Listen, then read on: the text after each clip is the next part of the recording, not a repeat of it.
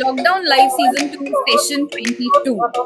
I welcome you all, and I hope again that you are safe at your home and having a secure environment and a positive life.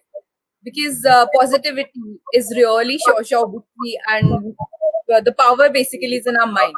So that is the purpose of coming live every day to talk something constructive.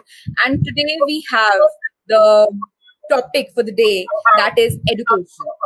So my guest for the day, my esteemed guest is Miss Rakhi Gudwani. Ma'am, welcome to the lockdown live session. Thank you. Thank you very much. So she's the founder for Navyug, Each One Teach One. She's an ACE educationalist and a social activist. And I'm really fascinated about her journey, her story, and I would really like her to share it with all the audience today. So starting on from your journey, how did it begin, and from where did you get the inspiration to step into the field of education? Thank you, Shreya, for inviting me on your platform. I have watched many stories, and I want to congratulate the kind of work you are doing. It's amazing. Now, so coming much. to my story is a story of, I think, every educator. At the very early ages, I had this, in myself to help people around me.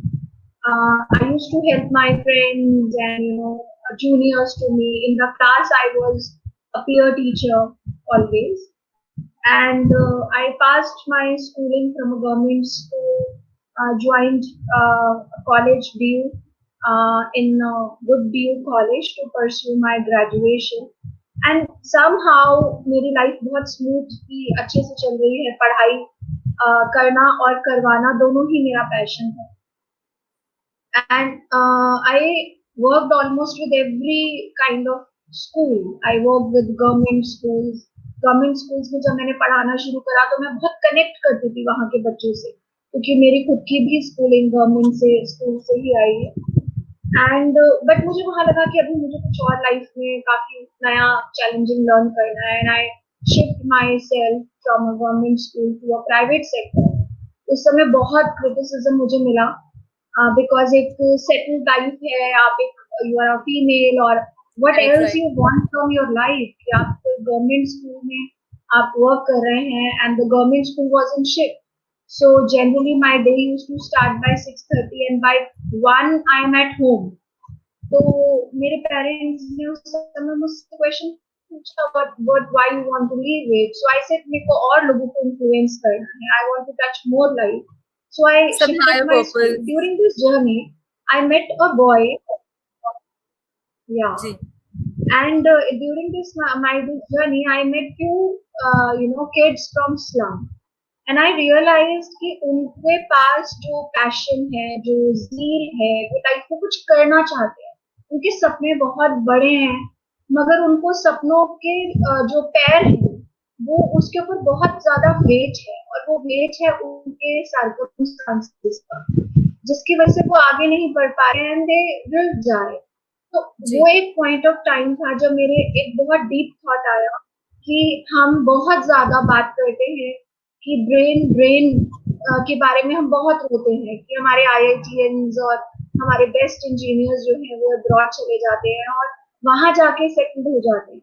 But what about the people and the brain which is dying in this areas, small areas.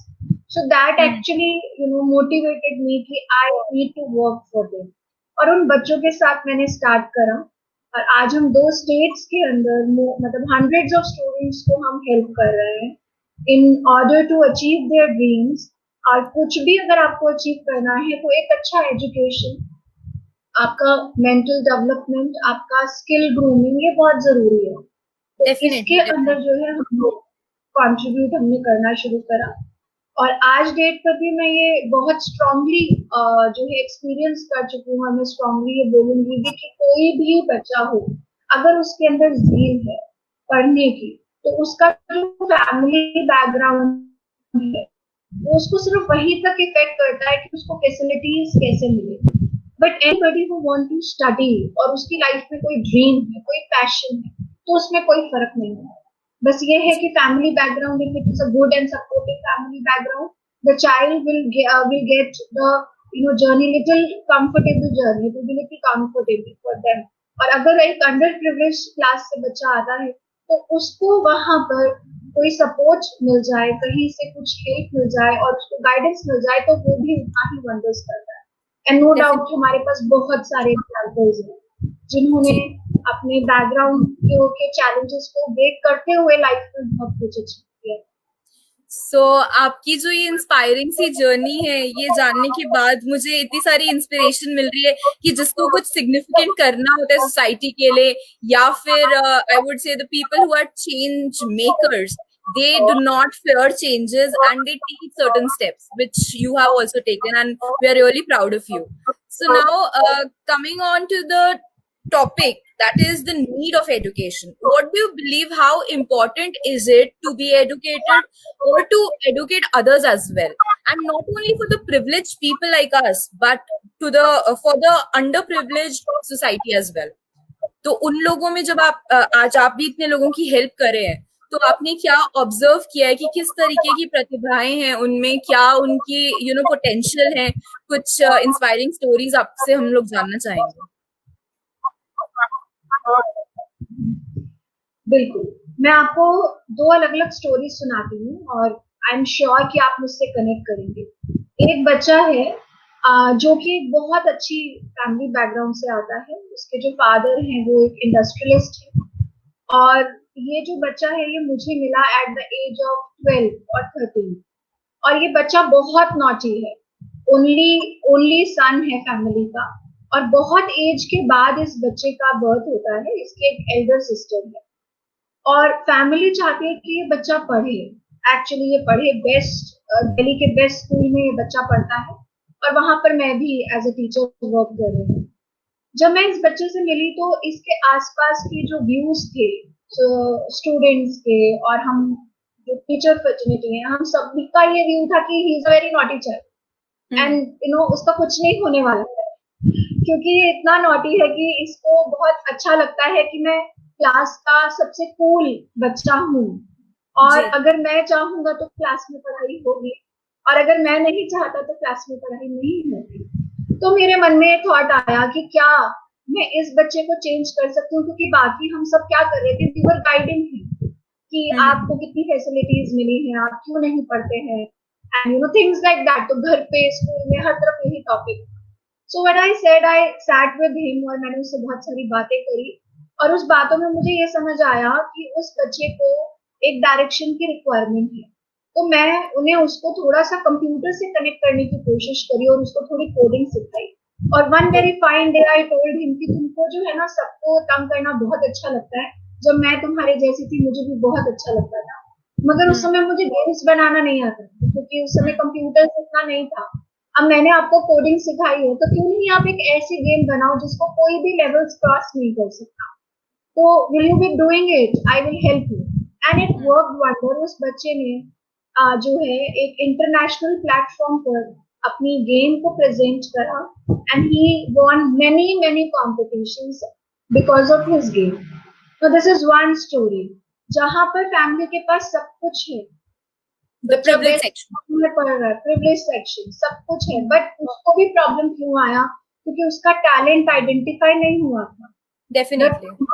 It was, and even in best institutes and even with the best people around, it becomes difficult to identify the talent, right? जी, वहीं पर I would say that mentors play a significant role. उनको वो potential unleash करने में teachers और parents का जो रोल होता है एक स्टूडेंट की लाइफ में, वो तो इंडिस्पेंसिबल है.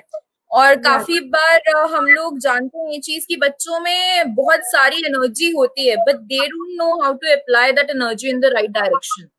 सो that is the work you are doing beautifully and that's really amazing. So this is a story where I'm telling because the child was at a place where people like me were around and हमने उस बच्चे को channelise करा, उसकी energy channelise हो गई, उस बच्चे को अपना पोटेंशियल पता चला. Now I will share a second incident with you. This is a child whose father works on a construction site. Okay. And The underprivileged section. exactly means a kind of supervisor, or you can say हम कहते हैं चौकीदार है ये यहाँ side पर. जी. तो this job is very unstable. जब तक कंस्ट्रक्शन साइट पे वर्क हो रहा है तब तक आपके पास वर्क रहेगा. Once the site is complete you migrate. आपको माइग्रेट करना पड़ता है एक नई कंस्ट्रक्शन साइट. इनकी जो वाइफ हैं वो हाउस हेल्पर हैं, जो है घर घर जाकर काफी सारे 4-5 हाउसेस में जाकर वो सर्व करती हैं. बट उनकी फैमिली में अभी ये 3 बच्चे हैं जिसमें से एक लड़का है. और इस लड़के का जो एक आईज है वो डैमेज्ड है, क्योंकि जब वो बहुत छोटा था तो किसी मेडिकल प्रॉब्लम की वजह से उसकी आईज को डैमेज हुआ. और क्योंकि पेरेंट्स एजुकेटेड नहीं थे तो ये समझा गया कि शायद ही कुछ जादू टोना है, और वो बच्चे को टाइमली मेडिकेशन नहीं मिला. The child superstitions and all. superstition and all. The child is blind by one eye. और ये बच्चा मुझे जब मिला, ये बच्चा उस समय 4th क्लास में था. और इस बच्चे ने जब मेरे से बातचीत करनी शुरू करी तो मुझे पता चला कि ये बच्चा टॉपर है अपनी क्लास में. वो टॉप करता है और उसको बहुत सारे मेडल्स, बहुत सारे सर्टिफिकेट्स मिले. और क्योंकि इसकी फैमिली माइग्रेट करती रहती है तो उसको वो सर्टिफिकेट्स अपने साथ एक जगह से दूसरी जगह लेके जाने में बहुत एफर्ट्स लगाने पड़ते हैं, जिसकी वजह से इसके फैमिली मेंबर्स का ये एटीट्यूड है कि आप ये वेस्ट चीजों को क्यों उठा के अपने साथ चलते हो, क्योंकि ये तो किसी काम की ही नहीं है. बट वो बच्चा जो है वो इसकी वैल्यू समझता है कि ये क्या है, ये मैं फर्स्ट आया हूँ, ये वो सर्टिफिकेट है. और जब ये बच्चा मुझसे मिला तो मैंने इसे पढ़ाना शुरू करा और मैंने ये देखा कि अगर मैं उसको सिर्फ एक चीज गाइड कर रही हूँ और साथ में एक बुक दे रही हूँ तो वो नेक्स्ट डे उस बुक में पूरा पढ़ के अपने डाउट्स निकाल के लेकर आएगा कि मैंने यहाँ तक सॉल्व कर लिया, मुझे इसके आगे नहीं आया. और उस बच्चे को हमने जो है मेडिकल फैसिलिटीज से उसकी जो आई है उसको ऑपरेट करवाया. और वो जो 100% वो बच्चा ब्लाइंड था वन आई से, उसको हमने पुअर विजन तक उसको जो है करवा दिया, करेक्ट करवा दिया. उसका आई ऑपरेशन हुआ जिसमें रेटिना टिश्यूज जो है वो रिप्लेस करे गए. और आज की डेट पे जो ये बच्चा है ये ना केवल अपनी पढ़ाई को कंटिन्यू कर रहा है, बट अपने लिए उसने गवर्नमेंट पॉलिसीज में अर्न करके आफ्टर स्कूल वो बच्चा अर्न करता है. और आफ्टर जब वो बड़ा हो जाएगा 18 ईयर्स का, तो जो उसको जो फाइनेंसेस चाहिए होंगे अपने लिए एजुकेशन के लिए, वो उसके अंदर इन्वेस्टमेंट कर रहा है. तो हमारी पूरी टीम जो है वो उसको पढ़ाने में मदद कर रही है. उसके बाद भी इस बच्चे में इतना हाई मोरल है कि वो कहता है कि नहीं मैम मैं खुद भी वर्क करूंगा. और वो 300 रुपीज पर डे जो अर्न करता है, he is saving that for his future. So now this second story आप यहाँ देखो, यहाँ पर भी उसको हम एज अ मेंटर मिले, बट स्टोरी कितनी डिफरेंट है क्योंकि उसको स्ट्रगल करना पड़ रहा है. He works more than 19 hours in a day, क्योंकि उसको पैदल स्कूल जाना है, उसे स्कूल से पैदल आना है, उसको हमारे पास जब नवयुग में आना है तो उसको जो है बाय फुट ट्रेवल करना है. आफ्टर दैट उस बच्चे को अपना पढ़ाई खत्म करने के बाद कहीं पे वर्क करना है, बिकॉज उसको मालूम है कि बिना हार्ड वर्क के उसका कुछ नहीं होगा. And before go to bed he finish all the work. And he also help his mother in cooking, fetching water, क्योंकि जो माइग्रेट होते हैं कंस्ट्रक्शन साइट पे वहाँ पानी नहीं होता है, तो they need to fetch water, they need to set up a temporary light system. So definitely वो जो एक कंफर्ट जोन होता है जो हमें इजीली मिल जाता है, वो शायद हमारी ग्रोथ को कहीं ना कहीं रोक देता है. और इस तरीके की जो स्टोरीज हैं, जिन लोगों को अपनी ब्रेड एंड बटर के लिए स्ट्रगल करना पड़ता है या खुद अर्न करना पड़ता है, उनको उसकी कद्र होती है, उसकी वैल्यू होती है. तो इसमें मैंने भी कुछ अर्ज किया था, ये सभी लोगों के लिए जो चीजें हमारे पास हैं उनको टेकन फॉर ग्रांटेड मत लीजिए. तो इसमें था कि अजीब है इंसान सभी, जो मिला उसकी कद्र नहीं की कभी, जो नहीं मिला उसके पीछे है भागते, जो छिन गया उसे वापस है मांगते. अजीब है इंसान सभी, जीना सीख रहे हैं ये अभी. तो आई वुड से दिस थिंग दैट उसको जो नहीं मिला था उसकी वैल्यू उसको थी, एंड उसने बहुत ही अच्छे से उसको एक्सेप्ट किया, उसको चेरिश किया, and definitely that person has come out to be an inspiration. और आपने जिस तरीके से सहयोग दिया वो तो अनडिनाइबल है, और that is really a tremendous job you are doing for everybody, creating an impact on others. Here I would like to say, Shreya, that I think we are more blessed than that particular child. The reason is because of him, our effort are creating good karma for ourselves, right? So he is a channel, or probably a soul on this earth, where God is making guiding us to change our karmas and to learn empathy, the ultimate purpose of every human being, because empathy, only a human can be empathetic towards people around us. So मैं हमेशा ये बोलती हूँ कि अगर मेरी family में, Navyug family में अगर एक बच्चा ऐड हुआ है, तो शायद हम उसके लिए तो क्या करेंगे, बट वो हमारे लिए बहुत कुछ कर रहा है, क्योंकि उसको जो हम हेल्प करते हैं वो हमारी सोल को एम्पावर करता है.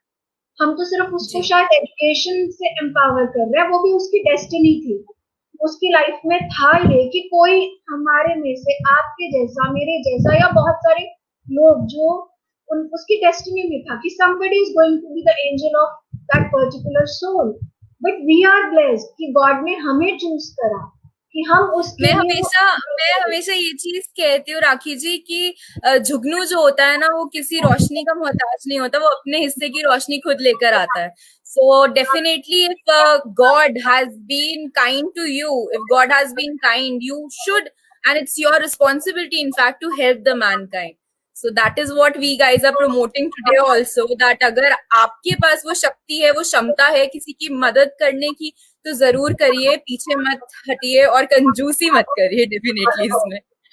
So now coming on to a very significant topic, बहुत जरूरत है ये भी जानने की हमें कि गर्ल एजुकेशन या फिर लड़कियों को या विमेन को पढ़ाने की क्या जरूरत है और उसमें क्या पावर है हमारी सोसाइटी में चेंज लाने की. मैं जानना चाहूंगी आपकी तरफ से. गर्ल एजुकेशन जो था वो मेरे लिए एक सिर्फ वर्ड था जो मैं पढ़ा रही थी बच्चों को या न्यूज में सुनती थी till the time I was in Delhi. From last 1 year I am working in a village near Karnal, between Karnal and Panipat, और मुझे एक्चुअली अब ये बात कहते हैं ना, दिल को छुई है. मुझे ये बात का इम्पोर्टेंस समझ में आया है कि वाकई ही गर्ल एजुकेशन एक बहुत बड़ा कंसर्न क्यों है. सबसे पहला कंसर्न ये है कि जब हम मेट्रोपॉलिटन सिटी की बात करते हैं तो ट्रांसपोर्ट हमारे लिए बहुत इजीली है. Moving from one place to another place is very easy. आपके पेरेंट्स हो या ना हो, आपको एक रिक्शा मिल जाएगा, आपको एक ऑटो रिक्शा मिल जाएगा, metro is. But if you talk about village, यहाँ पर स्कूल्स बहुत दूर दूर हो गए, like 2 kilometers, 3 kilometers. Now अब एक बच्चे का ट्रेवल करना इतनी दूर, ये एक बहुत बड़ा कंसर्न. फिर उसमें से भी अगर if you are a girl you have to travel alone, it वहीं पर डिस्करेज हो जाएंगे. एग्जैक्टली, सिक्योरिटी प्रॉब्लम हो जाता है कि आपको कितने कैसे भेजा जाए. सेकेंड इज कि जो आज विलेजेस हैं, यहाँ पर जो सो कॉल्ड विलेज में जो हमारे अच्छे फैमिलीज हैं, वो भी कहीं ना कहीं marriage after a particular age बहुत ज्यादा प्रमोशन है, जिसकी वजह से जो बच्चा है वो स्कूल के बाद की एजुकेशन अपना नहीं कर पाता. एंड आज भी उनको ये चीज लगता है कि गर्ल्स का अल्टीमेटली जो पर्पस है लाइफ का, that is to serve a family. तो एजुकेशन आपने 12th कर लिया तो बहुत है, क्योंकि 12th तक आपके पास स्कूल्स हैं. इसीलिए जब मैं यहाँ पे लास्ट ईयर आई तो 1 अगस्त से मैंने अपना एक प्रोजेक्ट स्टार्ट करा, आई वांट टू स्टडी. इस प्रोजेक्ट के अंदर हमने फ्री ऑफ कॉस्ट उन गर्ल्स को एजुकेशन देना शुरू करा जिन्होंने 12th क्लियर कर लिया है, लेकिन वो आगे एजुकेशन नहीं कंटिन्यू कर पा रहे क्योंकि उनको वहां तक जाने का फैसिलिटी नहीं है, और पेरेंट्स को लग रहा है कि उसमें मनी स्पेंड करने का कोई भी सेंस नहीं है. तो वो गवर्नमेंट स्कूल्स की गर्ल्स जो आसपास पढ़कर घर बैठ गई थी, उनको हमने उनके डोर स्टेप पर, उनके विलेज के अंदर ही एक क्लासरूम प्रोवाइड करा, जहां पर वो आकर सभी सब्जेक्ट्स के साथ साथ उनको हमने स्पोर्ट्स से जोड़ा. बिकॉज मैंने ये रियलाइज करा है कि यहाँ पर जो फीमेल्स हैं उनका कनेक्टिविटी स्पोर्ट्स फिजिकल एक्सरसाइज से बहुत ही कम है। अदरवाइज ऑल्सो जैसे आपने स्पोर्ट्स की भी बात करी, तो I would like to add one thing here is that sports जो है वो हर ही एक इंसान के लिए बहुत इंपॉर्टेंट है, because it expands your horizon of learning. आपकी मेंटल फैकल्टीज भी ब्रॉडन हो जाती है इफ यू आर रिलेटेड और connected to some sport. It adds to the discipline in your life, your leadership qualities, and the focus thing, which is important for studies also.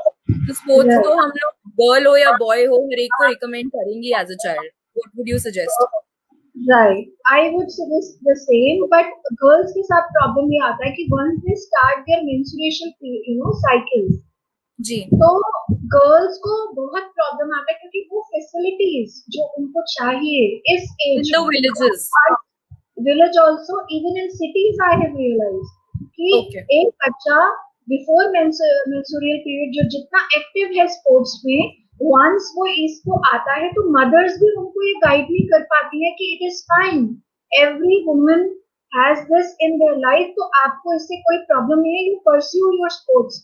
तो you will not believe कि आज भी इस century में भी जहाँ इतनी awareness है, स्पोर्ट्स में गर्ल्स का रेट ड्रॉप डाउन होने का बहुत बड़ा ये कारण है कि girls. So still you believe that it's a taboo kind of thing which our society is facing. So the awareness part is still missing. It's not my belief, it's my experience. I have seen this. When I talk to girls, I have understood this very well कि इस area में अभी तक हमने बात नहीं करा है, क्योंकि जहां आज हम सिर्फ इसी बारे में बात कर रहे हैं कि using pads is required for hygiene, तो ये तो अभी और भी आगे की बात है कि it is fine, it is the truth of every human being कि ये एक नेचुरल फिनोमेना है, तो ये तो और भी ज्यादा डिफिकल्ट होगा.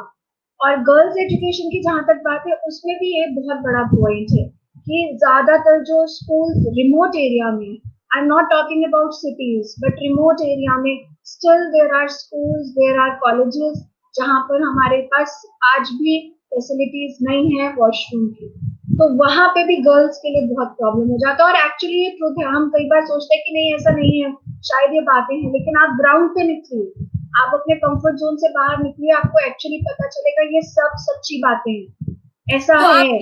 आप गर्ल एजुकेशन को प्रमोट करने के लिए क्या स्टेप्स रिकमेंड करना चाहेंगे अपनी जैसी ऑर्गेनाइजेशंस को और इंडिविजुअल्स को भी? गर्ल्स एजुकेशन को सपोर्ट करने के लिए सबसे पहला जो पॉइंट है वो यही चीज है कि हमारे को एजुकेशन उनके डोर स्टेप तक लाना पड़े. ये एक बहुत बड़ा रिक्वायरमेंट है. और वो डोर स्टेप तक आएगा कैसे?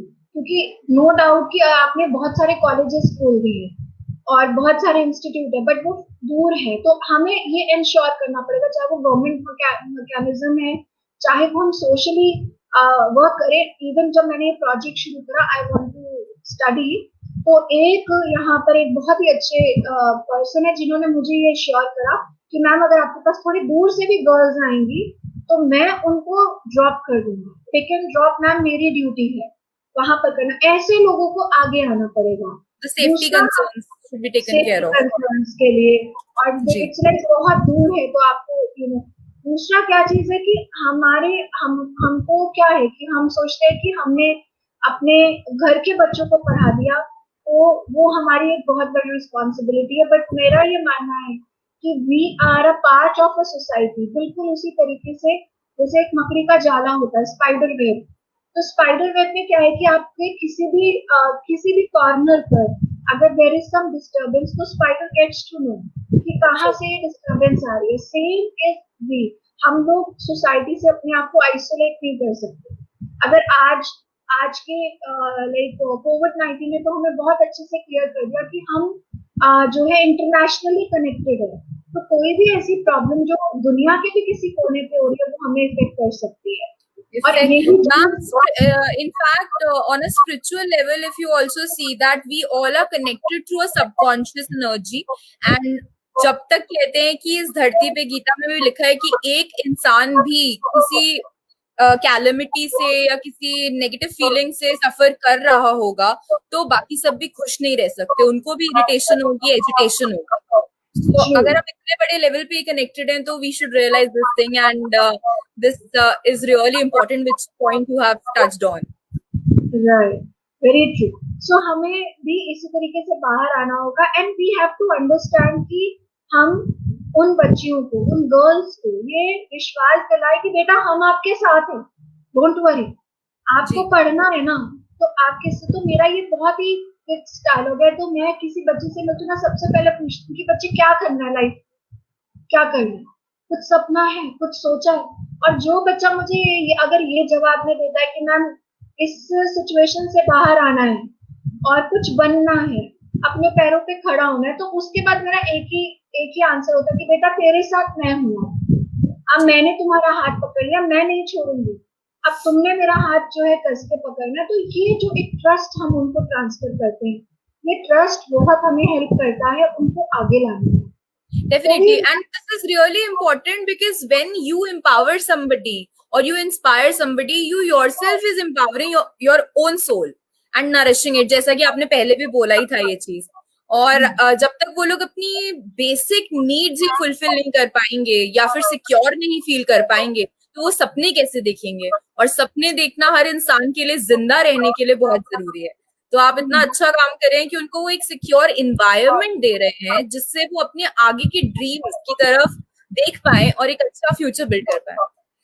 जैसा कि हम गर्ल्स एजुकेशन की बात कर रहे हैं, तो मैंने स्कूल में काफी एक अच्छा सा थॉट सीखा था जो मुझे अभी याद आ गया यहाँ पे, कि लोग कहते हैं कि अभी मतलब बहुत अभी भी ये चीज है, like many people they believe that girl education is not important, या फिर लड़की को पढ़ा के क्या करेंगे because she will get married और समथिंग लाइक दैट।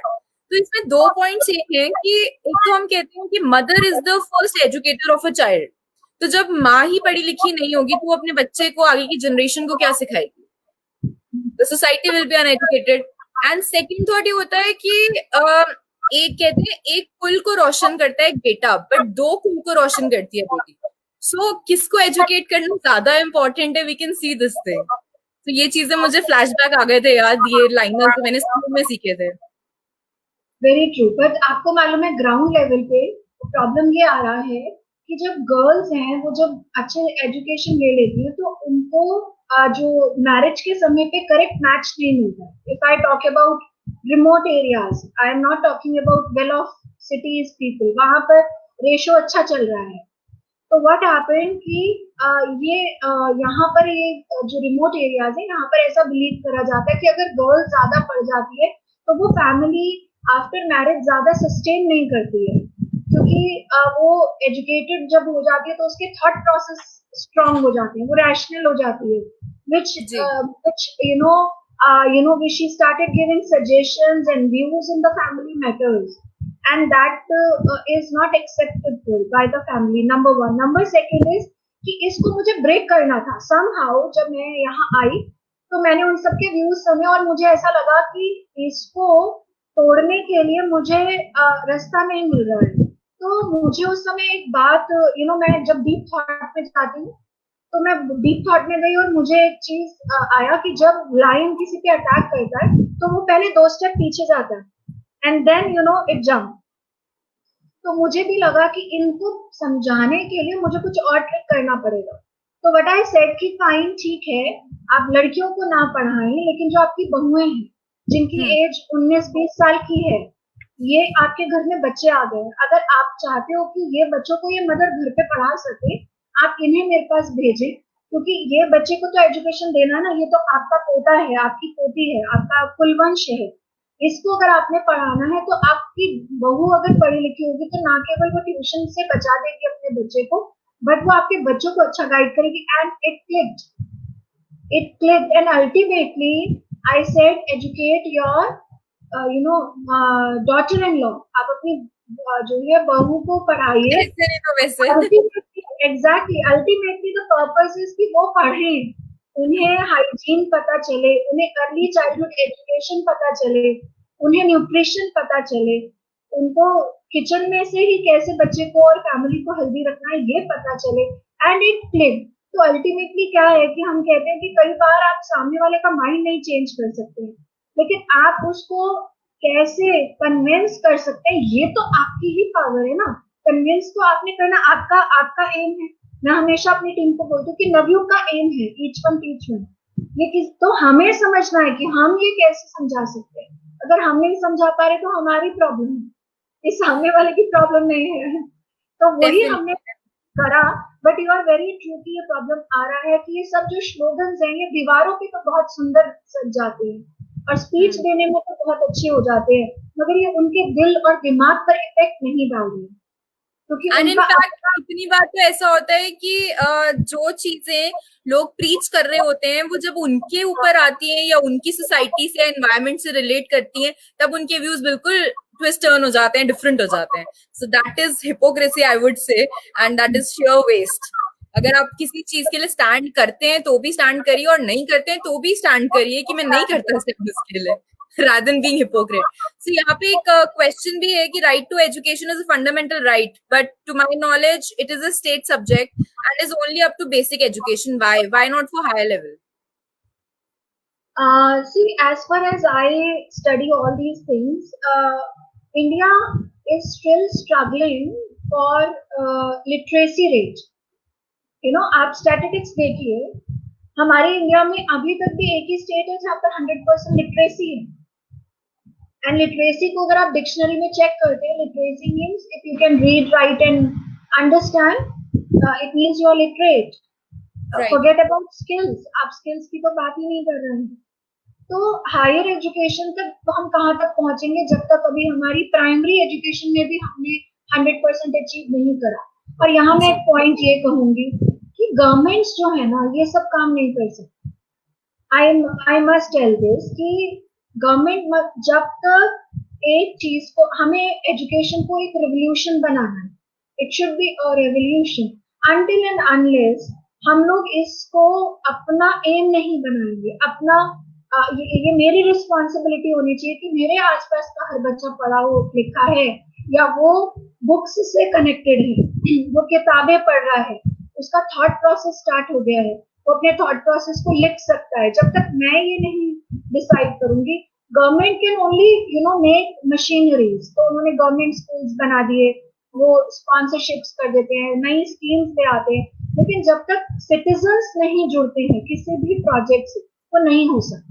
डेफिनेटली वो हम लोग ना सोचते रह जाते हैं कि वो कर लेगा या कोई और कर लेगा, बट हम लोग ये चीज नहीं देखते कि शायद हम ही कर लें तो चेंज आ जाए. Each drop counts, we know this thing.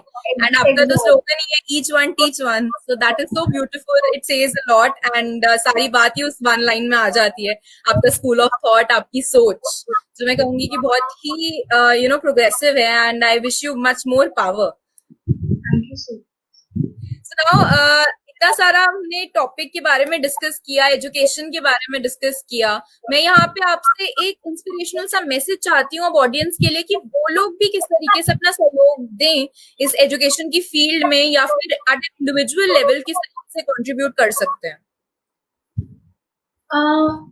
यहाँ पे मैं ये बोलूंगी कि कहीं ना कहीं हमें मैं बहुत बोलती हूँ कि हम लोग आज के समय पे कोई ऐसा इंसान नहीं होगा इस धरती पर जो अपने आप को सेटिस्फाइड करने के लिए कुछ ना कुछ डोनेट नहीं करता या कुछ अच्छा काम नहीं करता। हर कोई करता है। मेजॉरिटी आज आप चले जाएं, हमने बहुत बड़े बड़े रिलीजियस प्लेसेस बनाए हैं, सभी ने, हर धर्म में, किसी भी आप रिलीजन की बात करें, सभी ने बहुत बड़े बड़े रिलीजियस प्लेसेस बनाए हैं और बहुत इन्वेस्टमेंट होता है, लैंड का, मनी का, रिसोर्सेस का।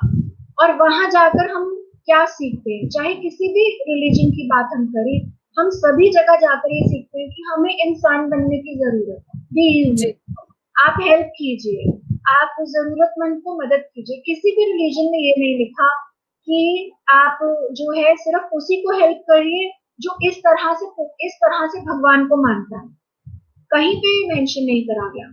हर धर्म, हर फॉलो करने वाला। तो मैं ये बोलती हूँ कि क्यों नहीं हम ह्यूमैनिटी को अपना रिलीजन मानते हैं। तो मेरा पॉइंट ऑफ व्यू है कि दो तरह का रिलीजन होता है, हम सब होना चाहिए हम सबकी लाइफ में। पहला रिलीजन है जो मैं अपने घर की चार दीवारी के अंदर फॉलो करती हूँ। अब उसके अंदर मैं अपने आप को स्ट्रॉन्ग करने के लिए किस तरीके से पूजा पाठ कर रही हूँ या किस तरीके से भगवान से कनेक्ट कर रही हूँ, तो मेरा एक पर्सनल कंसर्न है। लेकिन जैसे ही मैं उस चार दीवारी से बाहर गई, उस अपने घर से बाहर गई, मेरा सिर्फ और सिर्फ एक ही रिलीजन है, दैट इज ह्यूमैनिटी। राइट। तो अगर अगर मुझे कहीं पर भी कोई ऐसी जगह दिखती है जहां मुझे कोई प्रॉब्लम नहीं आएगी और मैं उसको कुछ हेल्प कर सकती हूँ किसी भी तरीके से, शायद सड़क पार कराने में, शायद वो बच्चा जो है, कल ही मैं कहीं जा रही थी और मैंने देखा कि एक बच्चा जो है गुब्बारे बेच रहा है, बलून। तो मुझे लगा कि कौन लेगा, ऑलरेडी इतने लोग अवेयर हैं, लेकिन वो बच्चा मजबूर था क्योंकि उसको ये बेचना है, क्योंकि शायद रात को उसके घर पे खाना नहीं बनने वाला है। तो मैंने उतर कर कुछ खाने की चीज खरीद के उसको दी और मैंने कहा बेटा आप ये ले लो, and there was a smile on his face. तो वो क्या था, वो मैं आई कुड अंडरस्टैंड कि वो बलून बेचने के लिए नहीं आया है बाहर, उसको तो रात को घर पे खाना बनाना है और मदर ने कहा कुछ है नहीं तो जाओ देखो क्या कर सकते हो। And instead right. Of begging उसको ये समझ में आया कि मुझे बेग नहीं करना है, मुझे कुछ बेचने से शायद पैसा मिले। तो सेल्फ बड़ा respect, that is so beautiful to see. मतलब सो हम लोग आजकल अपनी जो मील्स को टेकन फॉर ग्रांटेड लेते हैं, हमें समझना चाहिए कि इतने लोग हैं जो अपनी एक एक मील के लिए कि नेक्स्ट मील कब मिलेगी उसके लिए भी प्लान कर रहे हैं और इनसिक्योर हैं। So that thing should not be taken for granted, definitely. Right. So आप जो भी कर सकते हो, जो भी कर सकते हो, आप उसको प्लीज करो।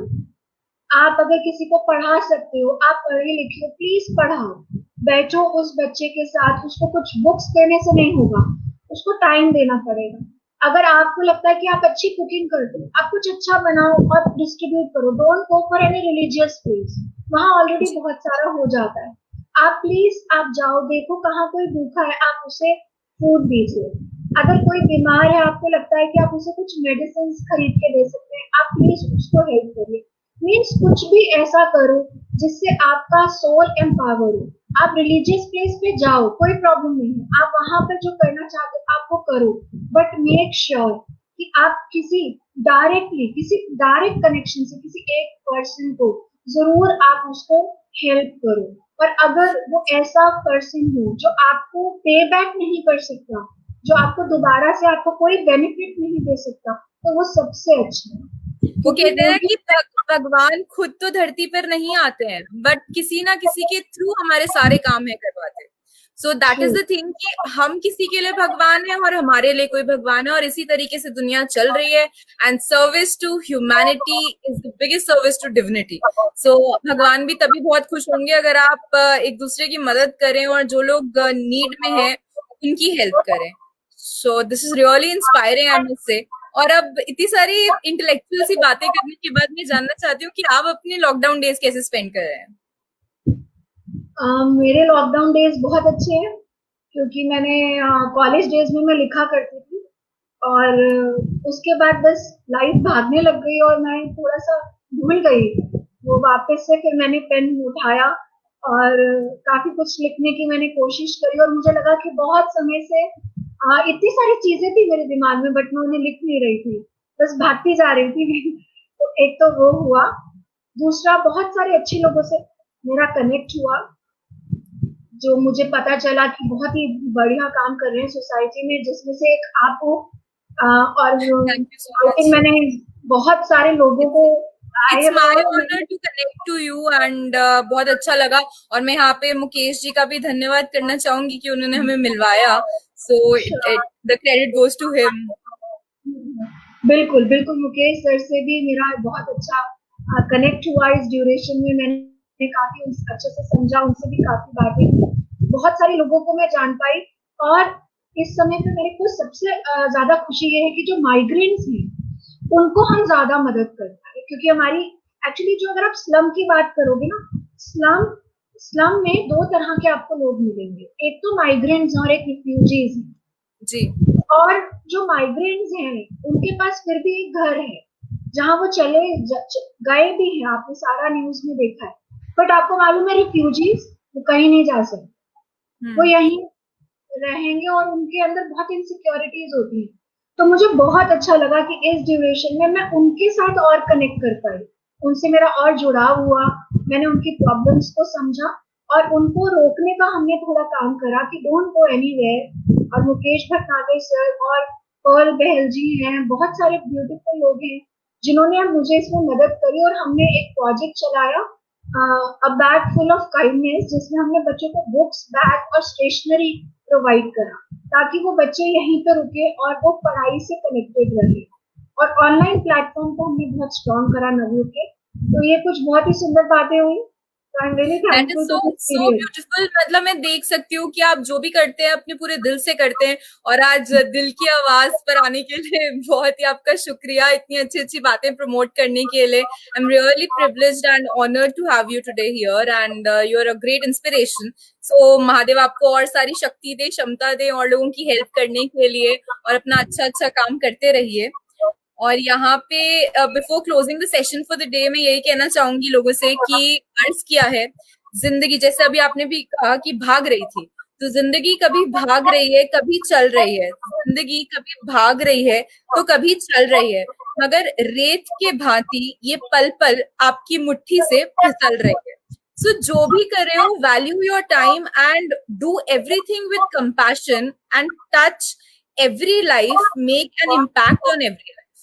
So that kind of thing should be there and be an inspiration for someone. हम किसी से इंस्पायर होते हैं किसी को इंस्पायर करने के लिए।